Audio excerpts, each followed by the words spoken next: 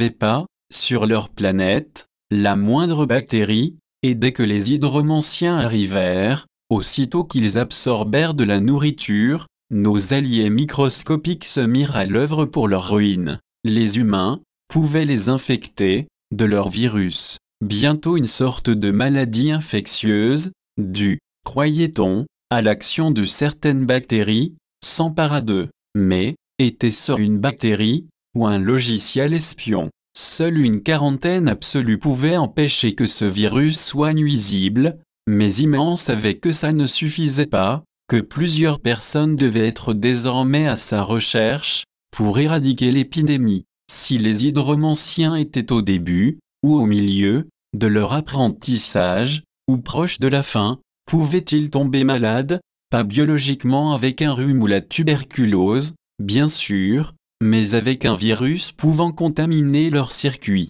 Iman était devenu un porteur de virus, susceptible de contaminer tous ceux auxquels il pouvait parler, et il n'y avait ni vaccin, ni antibiotiques, susceptibles de les désinfecter. Alena avait récupéré ça dans un des innombrables écrits d'Asa, que personne n'avait jamais lu, et qui, de nos jours encore, traînait dans le fouillis d'Internet. Ce virus, l'anxiété, s'insinuait dans les corps provoquant une intuition d'horreur, persuadant qu'on ne pouvait pas ne pas découvrir quelque chose qui mettrait en cause toute l'existence, une conception de mal-être diffuse, bloquant la gorge, comme si on allait vomir, ou s'étouffer, comme s'il y avait un corps étranger qu'il faudrait pouvoir expulser, mais qui était là, et on se souvenait de ces films d'épouvante, où un être difforme, monstrueux, parasite un corps dont il se nourrit. La manie résonante persistait dans le cauchemar,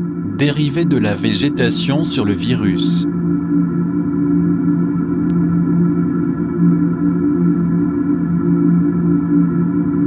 Iman eut la brusque vision d'une humanité, sans cesse travaillée par le virus des anciens âges.